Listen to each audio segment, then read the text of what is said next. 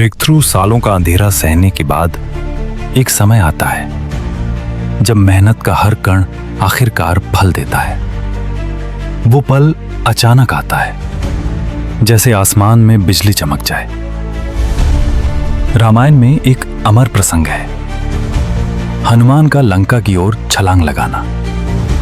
सालों तक वो अपनी ताकत को भूल चुका था, लेकिन जब समय आया और सबने उसे याद दिलाया कि तुम्हारे भीतर अनंत शक्ति है, तभी हनुमान ने अपनी आंखें बंद की, सांस ली और विश्वास किया।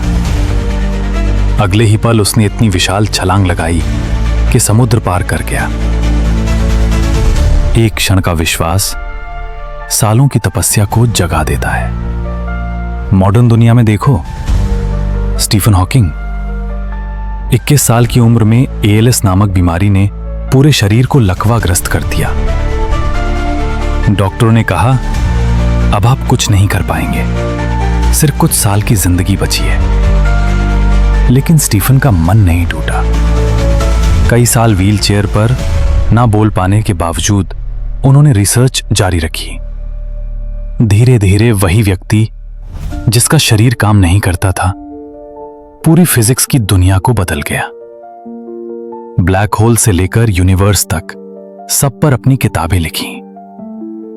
साइंस इसे कहती है कंपाउंडिंग इफेक्ट। सालों की मेहनत एक दिन गिरती हुई बूंदों की तरह जमा होती है और फिर अचानक बांध टूट जाता है। एक दिन का ब्रेक थ्रू सालों की चुप्पी को अमर बना देता है। तो याद रखना, तुम्हारा हर दिन, हर घंटा, हर गिरकर उठने का फैसला किसी एक बड़े दिन के लिए जमा हो रहा है। रिपल इफेक्ट जब एक इंसान ग्रिड के साथ उठ खड़ा होता है तो उसका असर सिर्फ उस इंसान तक सीमित नहीं रहता। उसकी मेहनत की लहरें दूसरों की जिंदगी तक पहुंचती हैं। रामायण का एक अद्भुत प्रसंग है, वाल्मीकि की कहानी। कभी वो एक डाकू थे। रागीरों को लूटना उनका काम था, लेकिन जब उन्होंने जीवन की दिशा बदलने का निश्चय किया तो उन्होंने तपस्या शुरू की। सालों तक कठिन साधना की और उसी साधना ने उन्हें महर्षि वाल्मीकि बना दिया। आज लाखों लोग उनके लिखे रामायण के श्लोक पढ़कर प्रेरित होते हैं। एक आदमी की साधना पूरे समाज को बदल सकती है। मॉडर्न समय में भी ऐसा हुआ। 19वीं सदी की एक महिला सावित्रीबाई फुले। उस समय लड़कियों को पढ़ाना समाज के लिए पाप माना जाता था, लेकिन सावित्रीबाई ने हर दिन अपमान, गालियां, पत्थर सहकर स्कूल खोलना जारी रखा। धीरे धीरे उनके इस प्रयास ने हजारों लड़कियों के जीवन को बदल दिया। आज भारत में लड़कियों की शिक्षा का जो भी आंदोलन है, वो उसी एक महिला की ग्रिट का परिणाम है। साइंस भी इसे मानती है, सोशल कंटेजियन इफेक्ट। जब एक इंसान कठिनाई के बावजूद रुकता नहीं है, तो उसकी एनर्जी दूसरों के भीतर भी साहस जगाती है। इसलिए याद रखना, तुम्हारी लड़ाई सिर्फ तुम्हारी नहीं होती, तुम्हारी हिम्मत दूसरों का रास्ता भी रोशन करती है। Science of grit. कभी सोचा है क्यों कुछ लोग बार बार गिरकर भी चलते रहते हैं? इसका उत्तर सिर्फ भावनाओं में नहीं, विज्ञान में भी छुपा है। ग्रीक पौराणिक कथा का एक चरित्र है सिसिफस। देवताओं ने उसे श्राप दिया था कि वो जीवन भर एक भारी पत्थर को पहाड़ की चोटी तक लुढ़का कर ले जाए और हर बार पत्थर ऊपर पहुंचते ही वापस नीचे लुढ़क जाए। सोचो कितनी निराशाजनक सजा थी। लेकिन सिसिफस हर बार पत्थर उठाता है, फिर से चल पड़ता है। उसकी कहानी ये बताती है, जब तक इंसान हार मानने से इनकार करता है, कोई सजा, कोई असफलता उसे रोक नहीं सकती। मॉडर्न दुनिया में भी ऐसा ही हुआ।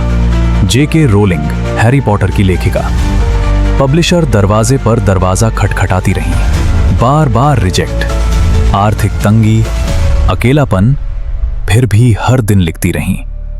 12 बार रिजेक्ट होने के बाद 13वें पब्लिशर ने उनकी किताब छापी। और उसी किताब ने दुनिया की पूरी लिटरेचर हिस्ट्री बदल दी। साइंस बताती है, जब हम कठिन काम को दोहराते रहते हैं तो हमारे ब्रेन में डोपामिन और रिवॉर्ड सिस्टम बदलता है। मार्शमैलो एक्सपेरिमेंट में देखा गया था, जो बच्चे इंतजार करना सीख गए उन्होंने आगे की जिंदगी में ज्यादा सफलता पाई। डिलेड ग्रेटिफिकेशन, यानी आज का धैर्य कल की जीत। इसलिए याद रखना, कितनी भी बार पत्थर नीचे लुढ़के, तुम्हारा काम है उसे फिर उठाना।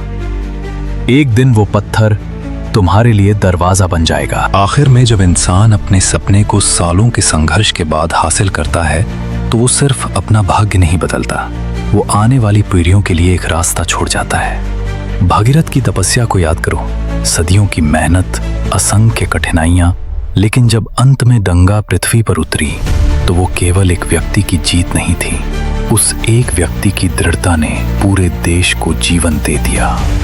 इसी तरह आज हमने जिन लोगों की कहानियां सुनी, निक वुजिचिक, Bethany Hamilton, Im Donghyun, Lata Mangeshkar, colonel Sanders, Kalpana Chawla, Stephen Hawking, Savitri Bai Phule, J.K. Rowling, इनमें से हर एक ने सिर्फ अपना सपना पूरा नहीं किया, बल्कि करोड़ों लोगों को जीने का नया नजरिया दिया। और यही है इस पूरे सफर का सार।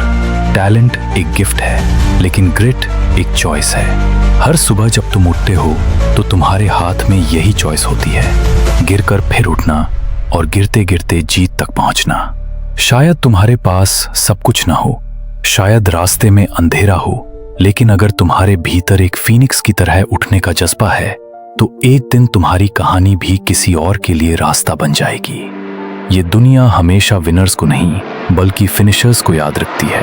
इसलिए रुकना मत, बस चलते रहो, क्योंकि तुम्हारी ग्रिट ही तुम्हारी सबसे बड़ी ताकत है।